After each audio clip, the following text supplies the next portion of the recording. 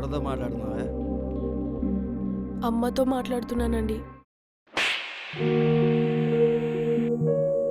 ఎవడికి అబద్ధాలు చెప్తున్నావు నువ్వు? నువ్వు ఎవడెవడితో మాట్లాడుతున్నా తెలీదా?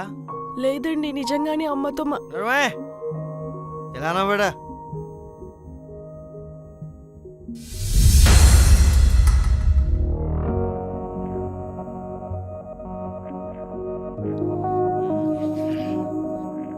ఎంతసేపే?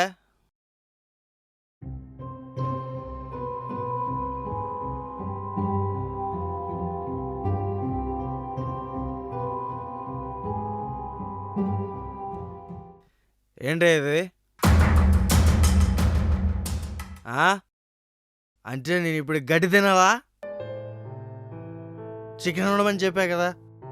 డైలీ చికెన్ అంటే కష్టం.